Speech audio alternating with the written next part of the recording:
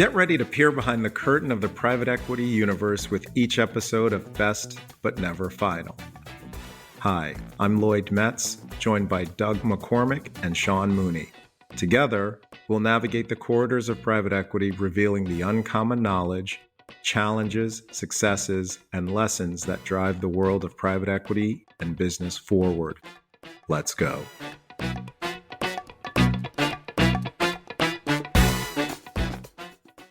It's great to be back once again with Doug and Lloyd. Doug and Lloyd, how you guys doing? Hey, guys. Gentlemen. All right. The world is spinning fast. The days of the calendar are flying through like the sands through an hourglass. We're looking down the home stretch of 2024, and we figure what better time than to talk about capital structure. What do you guys think? I'm glad we're talking about that for a second there. I thought you were going to take us back to Days of Our Lives, the old soap opera that I used to watch with my grandmother. Thankfully, we're not doing that. Nice light topic like capital structure, right? As we talk about capital structure, one thing that is really important to the outcomes of any investment firm is how they make choices around the types and amounts of capital they use. Particularly in private equity, you're going to use various forms of your money and other people's money. Can be from debt, like senior debt, mezzanine debt, unitranche, seller notes, to equity and equity-like structures, which are more like earnouts, which I would put in that category, preferred stock, and then co-invest from other equity sources. And before we go too into that, the reason they do this is just the reason why when you buy a house, you use your money and other people's money and we'll go into that more. But maybe to kick things off in a more deep way around the why. Doug and Lloyd, why do private equity firms use other people's money, particularly things like debt? Before we go into why private equity uses it, I just think it's helpful to step back and talk capital structure and what we're trying to manage around. And in my mind, this is a game of risk-adjusted return and optimizing a capital structure consistent with the risk profile of the asset. And so different parts of the capital structure have different risk profiles. And therefore, if you have a business, let's say, that has a big asset base, rather than fund the entire thing with equity, if it's a good quality business with good assets and stable earnings, you're better off to fund some portion of the purchase price or some portion of the enterprise value with debt such that you can amplify your return with appropriate risk or not taking much incremental risk because the assets are relatively secure. So this is really a game of how do I match the return profile with the quality of the business and the risk profile of the business with a capital structure that allows me to execute and at the same time gives me the right targeted return. Or said differently, you use debt because it's cheaper and lower cost than equity. Let's just start with that. If equity is looking for 20, 25, 30% returns and debt's available at 5%, 10%, 15%, you'll take the cheaper capital versus using your more expensive equity where it makes sense, all things being equal. That's usually where it starts. And then a more sophisticated approach is what Doug described. That's super helpful, I think, and to highlight some of the trade-offs. So Lloyd, in your example, it's reduced cost, but what's it come with? It comes with covenants. It comes with availability tests. It comes with amortization. So you got to pay down the debt over a specific schedule. And so I'm getting cheaper capital, but it comes with constraints. You're right. And that's the good news, bad news with debt. It has constraints. It has restraints. As I tell some of our associates, a credit agreement is just one big giant contract, right? It tells you what you can and can't do, what you shall and shan't do. And if you do this, here's what you need to do to remedy it. And here's when you need to pay me. And this is what you need to send me every quarter, every month, or whatever it is. But we had a conversation like this in a previous episode. The debt and that contract, those covenants help form that accountability system that actually is part of what makes private equity work. So it's not just a small board. It's not just concentrated ownership. It's not just me and Doug and our colleagues on the board representing the private equity interests as a control investor, or even if you're a minority investor, you now are accountable as the leadership team and the shareholder group, you're accountable to the lenders. I think those are very good points. And maybe one additional way I would kind of describe this for people who are newer to this industry, I often use the example of like, let's say you're buying a $500,000 house. A few people can kind of just cut a check for $500,000, buy an entire house. But what you do is you go to a mortgage lender and they'll say, okay, we're going to, that $500,000 house, we'll let you borrow 400, you put 100 up. And as long as you make your payments, you get to keep your house. And then if you look at what happened in the last 5 years, that $500,000 house is probably worth $1 million today. And you've just turned that $100,000 of equity.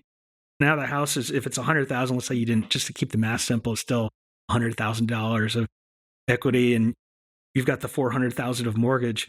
So now suddenly that $1 million house, you've created essentially $600,000 in equity after you pay down your $400,000 of debt. So you've made 6 times your money. Now that's with 80% borrowing, right? And so that's kind of what they used to do in the 80s. A lot has changed about that since we've gone time, but it gives you more purchasing power to buy something with your money and other people's money. And when all things go well, it creates a great amplifier of results because it's cheaper capital, it's more capital, provides us leverage. And we'll talk about that amplifier can be good and bad. No, that's absolutely right. Let's talk about like that amplifier. The good news is you can create multiples of money if everything goes right. What are some of the trade-offs in terms of using a lot of debt? If you think about senior debt, we'll call it bank debt just as a shorthand, but most senior debt is going to be floating rate. So there's a base rate set by international banking, money center banks, international banking organizations. It used to be LIBOR, the London Interbank Borrowing Overnight Rate. Now it's SOFR. And then lenders will charge a spread over that. But to the extent short-term interest rates set by central banks move up and down, your interest rate will move up and down.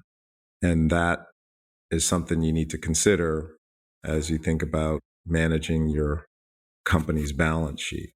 As Doug was starting to allude to, so maybe he'll jump in here, are my profits or my cash flows stable and steady, or do they move up and down in a meaningful way? In which case you might not want to take on a lot of debt because your interest rate's largely set when you borrow.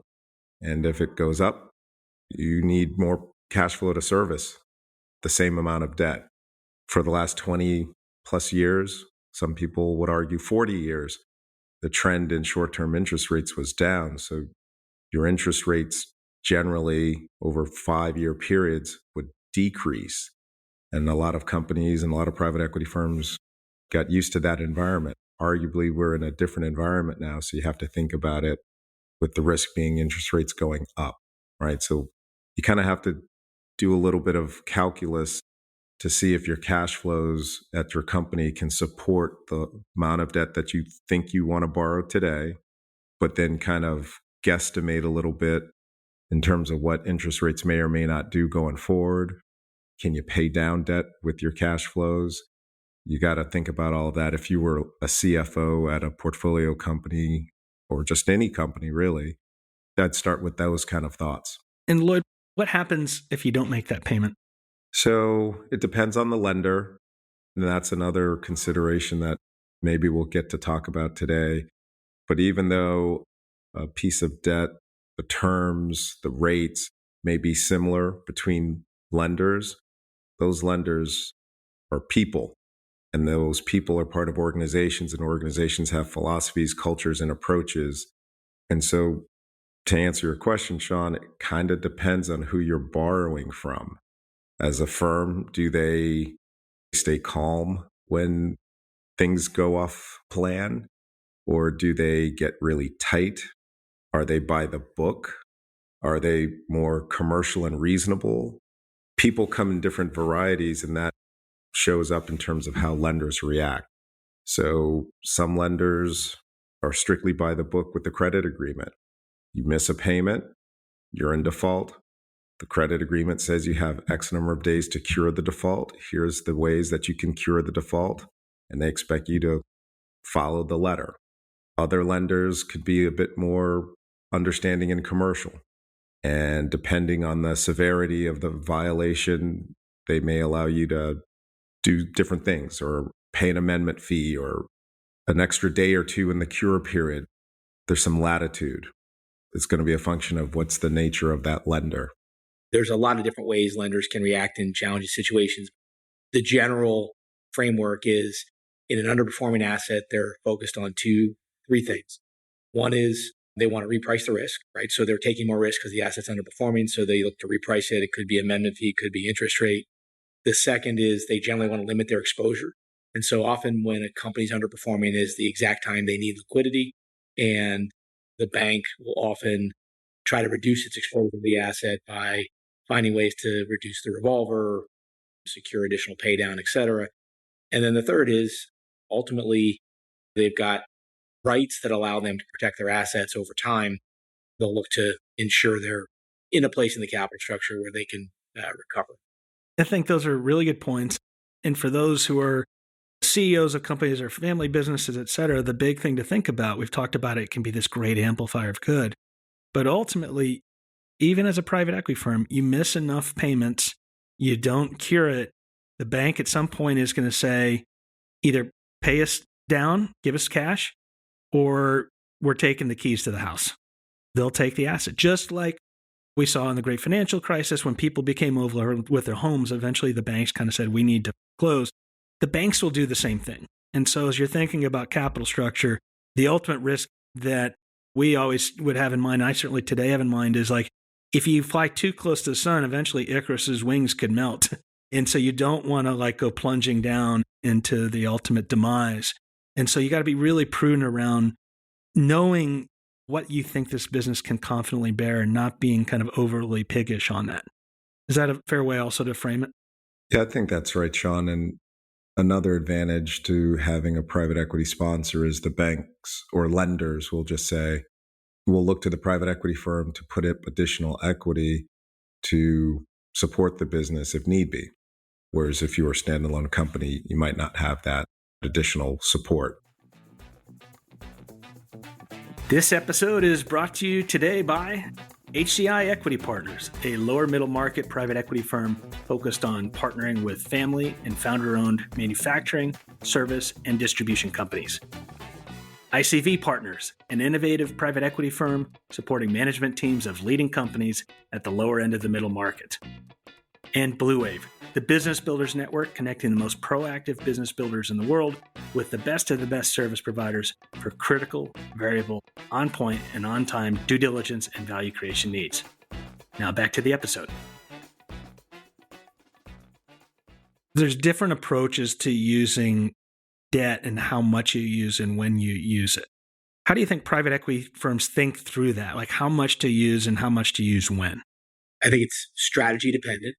And I also would say, I think the market dictates a lot of this. So when you think about what is high leverage today versus what is high leverage in the 80s, there's been a general trend of more equity support for businesses. And so in the 80s, arguably, you may be able to finance 70, 80, 90% of a business. Today, I think it's tough to finance much more than probably 60%, 65% of a business. As you think about the market's dictating some of that. In our part of the market, we view ourselves as clearly lower middle market. We're generally the first institutional money into a business. And so we're buying a business from a family and founder. They often have not dealt with significant leverage. And so our view is we've assumed enough risk, but we have an asset that has enough value creation opportunity that we can afford a relatively healthy equity base. And so we probably lever things on average about 50% debt to equity. And the general belief is you can lever up over time with performance and organizational maturity. So we probably start lower leverage at the front end of investment and migrate to higher leverage levels as the business matures and grows and the team gets comfortable operating in that. That makes a lot of sense. As you think about it, you're looking at the risk profile of the company. the maturity of the company, the scale of the company. And so what you'll do is start off when risk is highest and you know the least with more conservative capital structure, more equity, less debt. And then particularly through your strategy where you're doing lots of add-ons, you can then maybe grow into the capital structure. You can use more debt as the business grows because you understand the business better, the risks are better understood, and the business is also just bigger. And so it's got more scale and ability to displace motion and commotion. Is that a fair way to think about it? That is how we think about it. And it's interesting. Lloyd and I always kind of compare and contrast notes on how our strategies may differ a bit. So I know Lloyd thinks about the credit agreement is a really important document in the context of you're setting the rules of the game for a 3 or 4 or 5 year period. And I would say in the consolidation strategy, we probably are less focused on the credit document that we start with because we acknowledge that the business is going to change dramatically over time. And so as it changes, you may have to change out lenders or you may change the terms of the agreement to reflect the dramatically different business. And one of the challenges and risks with consolidation strategies is often every time you do a deal, you're subject to renegotiating some aspect of credit facility. I find it's a living document more so than something that is very static during the duration of the investment. That's a good point, Doug. And for us, typically the growth historically, and as I think about across portfolio companies, it's frequently organic, growth driven with some acquisitions. And so it's more like step changes in the credit agreement. And in some cases, we'll refinance out the initial acquisition lenders to get cheaper debt because the business is now more mature, as you stated, or it's grown into it through performance. And so we can change lenders. And honestly, changing lenders can also help reduce your cost of capital, right? Because some senior lenders from whether it's a business development company, there are several of them, a good dozen of them are out there, if not more. There's insurance company funded lenders, and there's good old fashioned FDIC deposit taking banks. And they all kind of have differences between those three categories. And sometimes you can just get more flexibility and bring down your cost of capital as you grow and mature, like Doug said, by just moving from one of those three categories. I'd love to double tap in that in a moment here. And maybe just to drill down a little deeper in terms of like your choice of and usage of debt. Lloyd, how do you all think it? Whereas Doug, it sounds like you're still relatively conservative versus the overall market, but you'll grow into it. What's maybe the approach, Lloyd, that you all think in terms of like how much to use? Sorry to disappoint, Sean, but we're very much in the same line of thinking as Doug, right? So many of our companies are family owned, founder led. You have a lot of work to do, as we talked about in one of our earlier episodes, right? A new ERP system, a new accounting system, a new CFO, et cetera, et cetera. You don't want to take that basket of operational and execution risk elements and add financial risk to it. And if we haven't said it clearly, but adding more debt adds more financial risk to a company's profile. So we like to start with low financial risk in that first phase, early phase, where you're trying to address a bunch of execution and operational issues.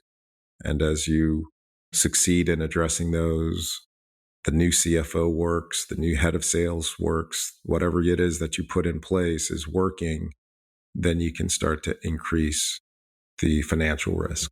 I think that's a really prudent approach that both of you said, and just surely understanding debt is a great multiplier of good and bad. It introduces risk. So how much of that risk do you want to introduce versus how much of the benefit you want to get? As an example that others will take, we had in prior life would make some investments in businesses where they were, highly generative cash flowing businesses with almost fully subscribed revenues. So we could see 1 to 4 years out ahead. We knew exactly what we were going to make. And so for those types of businesses, we would actually be comfortable going higher on the leverage because the business was so predictable. And we had so much cash flow generation, we could still fund the growth. Now, those were, in some cases, unicorns. But when you got one of them, you said, okay, we can go a little more. And then I'll even kind of compare and contrast with Blue Wave, we're this kind of rapidly growing company, but we're using all of our cash flows to fuel rapid growth. And so we don't use any debt. And so there's a whole spectrum right now in terms of what you can use based upon the size of the company, the risk profile of the company, the growth of the company. And the artistry of what you all do, I think, is picking that right mix and understanding the trade-off between the incremental risk you get versus the return you'll gain in the expected value when everything's said and done. We talk about like this discussion feels very homogeneous, like debt is the same across all the businesses. And there's a really good argument that I could buy a business for 7 times cash flow and finance it with 50% debt, so 3.5 times cash flow. Or I could buy a business for 14 times cash flow and finance it with 50% debt, 7 times cash flow. Arguably, both of those have similar risk profiles as you think about what the quality of the business is and the growth rates and the cash conversion. So I personally think as the market has matured, it's continued to highlight that different business models with different end market exposures and different cash generation profiles are commanding very different capital structures and valuations. And they kind of go hand in hand, obviously. The other thing to point out that, Doug, that you pointed out is the amount of debt usage versus kind of like the 1980s, where I think a lot of people think the industry kind of still behaves today, where you had like 80, 90% debt usage to finance transactions. That's come down pretty massively over time. Now it's more in that 50, maybe topping out at 60, 65%. But on average, you look at the stats, I think it's around 50%. And then, but you think at consumers, they're still up at 80, 90% for houses and cars. You all have backstop capital behind you. But certainly as you think about your industry, it has tended to come down, I think, as you all have learned the appreciation of that trade-off between risk and return and how you use that tool. Yeah, I also think it has something to do with the regulatory environment amongst financial institutions. I think has made the leveraged lending market more expensive for traditional banks. And I think that's one of the reasons why you see non-traditional lenders have really grown dramatically in the last, I'd say, 5 years. That makes a ton of sense. Let's move the conversation here to kind of where do you get the money from? And we talked a little bit about this a moment ago, but maybe a bit of a deep dive.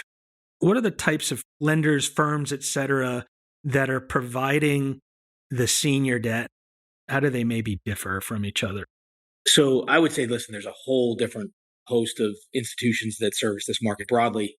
Given our strategy and given the size of businesses we're pursuing, we find that we have a pretty good fit with many of the commercial banks because we're not looking for last dollar leverage. We often don't need total creativity, and their hold size is often consistent with our deal size. So we probably do most of our financing business with commercial banks. I think after that, it would be specialty private equity lenders. And I think this is an innovation that's happened in the market over the last 5 years as regulation in the lending market has increased. And so in my mind, these firms, they're more fund-based, meaning they don't have the same regulatory framework. They're not using customer deposits as the way to finance the lending. And so they have less restrictions in terms of leverage parameters and capital reserve requirements. And I think then there's a whole bunch of other specialty lenders that are targeting specific risk profiles. So in my mind, I would probably put commercial banks and especially PE lenders generally in the same category. They're kind of looking at first dollar in. They're looking at a senior loan or some variant of a senior loan like a unitranche. But then there are lots of folks that do riskier investments further down the capital structure. You think about mezz lenders or investors that are willing to look at things like preferred equity. That's well said. And so there's a whole ecosystem, some that will just lend senior debt, and so commercial banks. And then you've got mezzanine lenders. For those who understand those are people who will lend kind of after the senior debt. It's like deeper in the capital structure. You made a good point also about the evolution of what's called unitranche. And that's where you get one of these specialty lenders that say, we're just going to combine the senior debt and the sub debt, and we'll mix the price and mix the leverage, and we'll charge you all. And it's like a one-stop shop. That's a great kind of framing of it. Now, what about some of the bigger PE? What are some of the things that they may do that kind of maybe deviates from where the middle market is? First of all, let's acknowledge they're buying very different kinds of businesses. These are scaled businesses that, as you think about the stability and maturity, can command more leverage. And then I think at that size level, they often can avail themselves to public debt. Public debt is a syndicated product, so you've got a bunch of investors. The great thing about public debt is it's generally cheaper and also has a pretty generous covenant package. So there's a bit more flexibility as you think about operating in that environment. Arguably, there have been periods of time where the broader syndicated loan market had no covenants, or maybe one covenant and set very generously to the borrower. That takes you down a whole rabbit hole of risk discussion, right? So yes, they're bigger companies, higher quality companies, as Doug said, but as far as the debt, if the covenants are loose or non-existent, how safe is that debt really, right? Compared to some of the companies that Doug and I have where there are real covenants with real restrictions, real reporting requirements.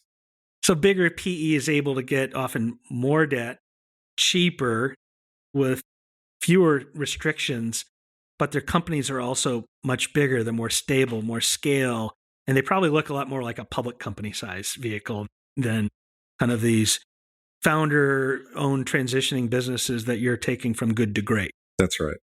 So how do you think about the trade-offs between how many institutions you'll use to finance your investments? And there's different approaches. You can go deep or you can use a lot. There's kind of pros and cons to both. So as you think about managing your relationships with your capital partners, how do you think about spreading the chips around? Our general framework is we want to be concentrated enough to matter and have enough relationships to keep everybody honest, right? So I think it's candidly short-sighted to try to bid out every financing, drive for the absolute lowest cost, and pick the lender that does that, because I think it becomes a very transactional kind of relationship. And as I mentioned, in our situations, these credit facilities are a living document because the business is going to go through transformational growth.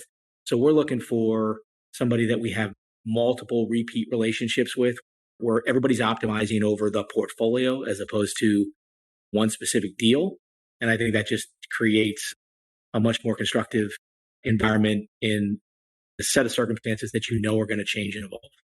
And I think that is particularly important when you're talking about companies of the size that Doug and I are investing in. So I guess as low as 5 million of EBITDA to, just for kicks, just say 25 of EBITDA to put some broad goalposts on it. The other reason I think you need a roster of lending folks is not everybody's going to like the credit or see it the same way as each other, right? So there are going to be some opportunities that 2 or 3 or 4 of your roster just aren't excited about. You also have to factor in things like your credit may be fine, the company that you're looking at investing in may be fine, but that lender may have similar enough companies in its credit portfolio that may not be doing fine. And so that credit committee is tainted or views that market segment that your prospective investment company participates in negatively. And so it's going to be a harder process for your lending partner to get that deal approved inside their organization. So for that reason, you may say, you know what, we're not going to go with those because that's a tougher approval process than one of our lending friends who likes this credit, likes the space generally, and has a positive experience in their portfolio. So that's an easier process to get approval. But so for all those different reasons, it's good to have a good group of friends. That's really well said. And the right approach is that both of you are sharing there. And I love that quote, Doug, that you said is like you want to have a deep enough set of relationships that you matter, but you keep everyone honest. And then Lloyd, also what you shared was like, and also acknowledging that not every deal is for everyone. And so you have enough optionality, but you have deep enough relationships that you can get deals done quickly. But also, like, how does that pay dividends when something doesn't go exactly to plan? And again, like I said earlier, you got to remember these lenders are people and you got to think about them that way. So communication is important. Don't surprise them. Don't have them look bad or look stupid inside their organization. Remember, trust is important. Business is built on trust. And if you do anything that compromises that trust in the relationship you have with your lending counterpart, that's where things go off the rails. I think that's well said. And if you make those investments in the people and the relationships, and there is a hiccup, when you have those established experience with each other and a to and fro give and take, they're not going to overreact. They're going to work with you. They're going to help you through it. And there's obviously force majeure type things, but in most cases, you'll get through it. That makes a ton of sense. And so maybe as we round out the capital structure conversation here, I'd love to kind of talk about how that debt capital or your third-party capital gets priced and how it differs depending on the types and amounts of debt that you're using. Actually, I was going to try to suggest a different topic because you did raise the question about trade-offs, Sean. And one of the trade-offs that if there are any CEOs and CFOs out there listening, we talked about the amount of debt that you are borrowing, like how much. Rate does matter a lot, but you also need to be cognizant and consider the mix of debt as well as how many parties, because that affects from a CFO's position or a CEO's position or a private equity firm's position.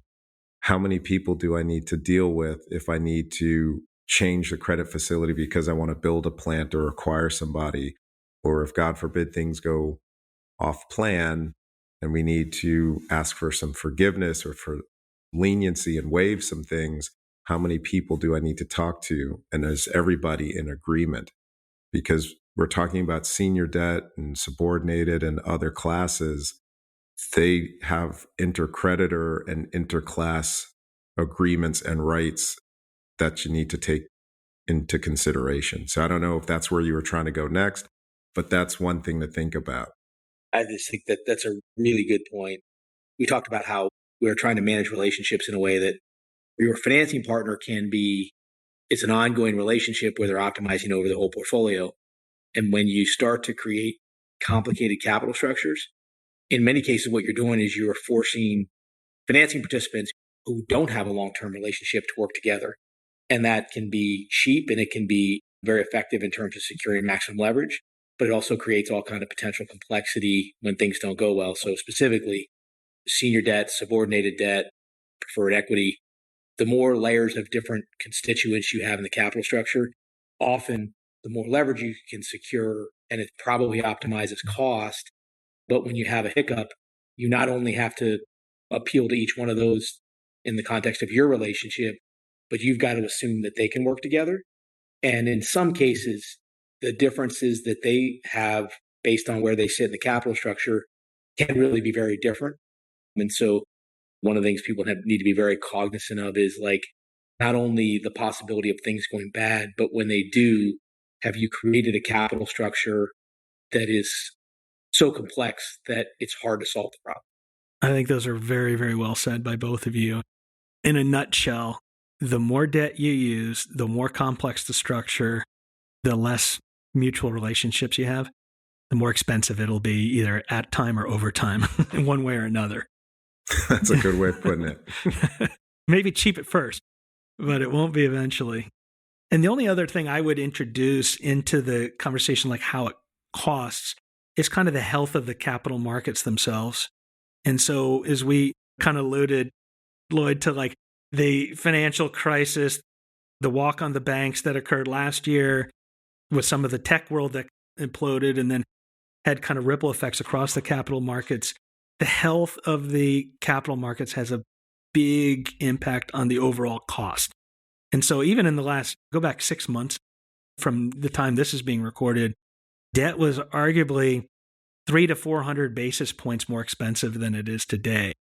So 3 to 4 full percentage points is another way of saying basis points. And so it's gotten a lot cheaper in recent times because the health of the capital markets are so much more stable and just robust right now. That's 100% right. Debt prices have definitely come down meaningfully. Okay, so gentlemen, I think this is another good kind of foundational episode on these kind of like mini MBA classes we're having on terms of the why, how, what of private equity. And capital structure is definitely a cornerstone thing that every private equity firm needs to be thoughtful about, but also something I think that any business builder should be thinking about as well, whether or not you're working with a private equity firm or financing your founder-owned companies. These are some really core things to think about in terms of how much debt to use, what are the trade-offs in terms of risk, return, amplification, good and bad, how to build relationships, how to manage through tough times and use those relationships to get them there, and then how much it's going to cost. And all of it's interrelated. And then the artistry of all of that is like getting it right. That's the hard part. My advice is follow the KISS rule. Keep it simple. My advice is to follow both those. Use the word and. So, all right, guys. This was another great one. I appreciate you. Thank you. A special thanks to HCI Equity Partners, a lower middle market private equity firm focused on driving transformational growth through consolidation strategies by partnering with family and founder-owned manufacturing, services, and distribution companies. Learn more at hciequity.com. ICV Partners, an innovative lower middle market private equity firm supporting management teams of leading companies at the lower end of the middle market. Learn more about ICV at icvpartners.com. And finally, Blue Wave, the Business Builders Network, connecting the most proactive business builders in the world with the best of the best service providers for critical, variable, on-point, and on-time due diligence and value creation needs. Learn more about Blue Wave at bluewave.net. For further information on HCI, ICV, and Blue Wave, and relevant topics discussed here in the episode, please see the episode notes for links. The views and opinions expressed in this program are those of the individuals presenting and do not necessarily reflect the views or positions of any other persons or entities, including those referenced herein. No representations, warranties, financial, legal, tax, or other advice are made herein. Consult your advisors regarding any topics discussed during this episode.